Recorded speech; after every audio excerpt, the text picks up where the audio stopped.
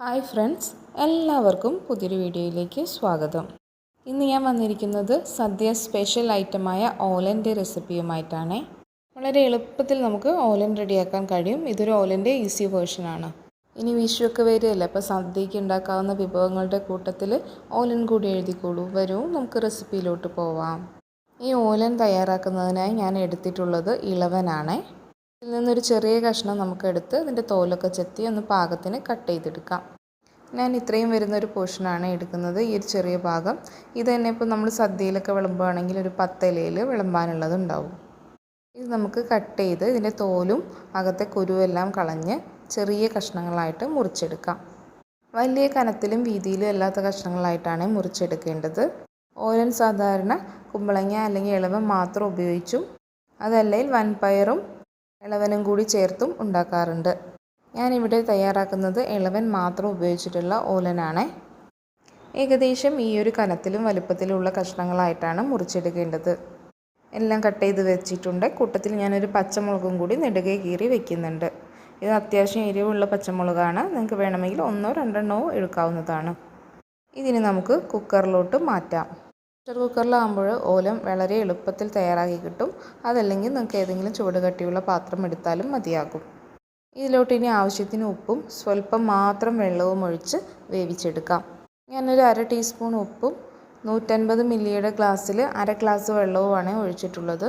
കൂടുതൽ വെള്ളം ഒഴിക്കേണ്ടതില്ല. എന്ന് വെച്ചാൽ ഇളവനിൽ നിന്ന് അത്യാവശ്യം വെള്ളം ഇറങ്ങി വരും. പിന്നെ നമുക്ക് അധികം വെള്ളത്തിലുള്ള കറിയല്ല വേണ്ടത്. ഇത്രത്തോളം വെള്ളമേ ഞാൻ ഒഴിച്ചിട്ടുള്ളൂ. ഇനി നമുക്ക് കുക്കർ അടച്ച് വെച്ച് ഒരു 2 വിസിൽ വരുന്നത് വരെ വേവിച്ചെടുക്കാം. ഒരു 2 വിസിൽ വരെ വേവിച്ചെടുത്ത് അതിൻ്റെ ആവിയെല്ലാം പോയ ശേഷം തുറന്ന് ഞാനൊരു പാത്രത്തിലോട്ട് മാറ്റിയതാണ്. ഇത് വളരെ കുറച്ചല്ലേ ഉള്ളൂ, പിന്നെ വലിയ പാത്രത്തിൽ വെക്കേണ്ട ആവശ്യമില്ലല്ലോ. ഇപ്പം നമ്മുടെ കഷ്ണങ്ങളെല്ലാം പാകത്തിന് വെന്ത് കിട്ടിയിട്ടുണ്ട്. വെള്ളവും ഇതിൽ വളരെ കുറച്ചേ ഉള്ളൂ.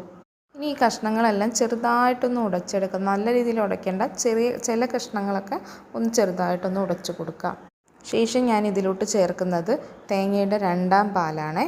ഇനി നമുക്ക് ഈ ഇളവനിൽ അതേ ലെവലിൽ വരുന്ന രീതിയിൽ ഒഴിച്ചു കൊടുക്കാം. തേങ്ങയുടെ 2ാം പാലെന്ന് പറഞ്ഞാൽ തേങ്ങ ചിരവിയെടുത്ത ശേഷം കുറച്ച് മാത്രം വെള്ളം ഒഴിച്ച് ആദ്യം കുറച്ച് പാല് പിഴിഞ്ഞ് മാറ്റി വെച്ച ശേഷം ആ ഒരു വേസ്റ്റിൽ കുറച്ചുകൂടി വെള്ളം ഒഴിച്ച് നന്നായി പിഴിഞ്ഞെടുത്തതാണ്. ഇനി ഈ തേങ്ങാപ്പാൽ ഒന്ന് വറ്റിച്ചെടുക്കണം. അപ്പോൾ ഈ ഇളവനിലോട്ടൊക്കെ തേങ്ങാപ്പാലിൻ്റെ ടേസ്റ്റ് നല്ല രീതിയിൽ പിടിച്ചോളും. നിങ്ങൾ പ്രഷർ കുക്കറിലല്ലാതെ നല്ല കട്ടിയുള്ള തുറന്ന് വയ്ക്കാവുന്ന പാത്രത്തിലാണ് ഇത് വേവിച്ചെടുക്കുന്നതെങ്കിൽ 2ാം പാലിൽ തന്നെ ഇത് വേവിക്കാവുന്നതാണ് കേട്ടോ. കുക്കറിൽ വേവിച്ചെടുത്ത ശേഷം ഇങ്ങനെ ചെയ്യുകയാണെങ്കിൽ വളരെ എളുപ്പമായിരിക്കും. ആ സമയത്ത് നമുക്ക് ഉപ്പെല്ലാം ചെക്ക് ചെയ്ത് നോക്കാം, ആവശ്യമെങ്കിൽ ചേർക്കാവുന്നതാണ്. ഇപ്പോൾ നമ്മൾ ഒഴിച്ച തേങ്ങയുടെ 2ാം പാൽ ഏകദേശം വറ്റി വന്നിട്ടുണ്ട്.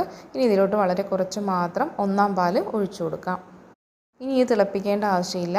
ഒന്ന് ചൂടായി വരുമ്പോൾ സ്വല്പം കറിവേപ്പിലയും പച്ച വെളിച്ചെണ്ണയും കൂടി ഒഴിച്ച് ഫ്ലെയിം ഓഫ് ചെയ്യാം. ഞാൻ കുറച്ച് കറിവേപ്പില ചേർത്ത് കൊടുത്തിട്ടുണ്ട്. മുകളിലായിട്ട് നല്ല ശുദ്ധമായ വെളിച്ചെണ്ണ കൂടി ഒഴിച്ചു കൊടുക്കാം. നല്ല ആട്ടിയ വെളിച്ചെണ്ണയൊക്കെ ഉണ്ടെങ്കിൽ അത് നല്ല ടേസ്റ്റാണ്. ഇനി നമ്മുടെ വളരെ ടേസ്റ്റിയായ ഓലൻ റെഡിയായി കിട്ടിയിട്ടുണ്ട്. നമുക്കിതൊരു സെർവിങ് പ്ലേറ്റിലോട്ട് മാറ്റാം. എല്ലാവരും വീട്ടിൽ ഇതുപോലെ തയ്യാറാക്കി നോക്കി ഫീഡ്ബാക്ക് കമൻ്റായിട്ട് അറിയിക്കുമല്ലോ. വളരെ എളുപ്പത്തിൽ തയ്യാറാക്കുന്ന ഈ ഓലൻ ആരും സദ്യയിൽ നിന്ന് ഒഴിവാക്കരുതേ. സദ്യയ്ക്ക് മാത്രമല്ല, വെറുതെ ചോറിൻ്റെ കൂടെ ഇത് മാത്രം കഴിക്കാനും നല്ല ടേസ്റ്റാണ്. റെസിപ്പി ഇഷ്ടപ്പെട്ടാൽ ഫ്രണ്ട്സിനും റിലേറ്റീവ്സിനൊക്കെ ഷെയർ ചെയ്ത് കൊടുക്കാനും ലൈക്ക് ചെയ്യാനും മറക്കല്ലേ. കൂടാതെ സബ്സ്ക്രൈബ് ചെയ്യാതെ കാണുന്നവരുണ്ടെങ്കിൽ സബ്സ്ക്രൈബ് കൂടി ചെയ്ത് സപ്പോർട്ട് ചെയ്യൂ. വീണ്ടും പുതിയൊരു അടിപൊളി റെസിപ്പിയുമായി കാണാം. താങ്ക്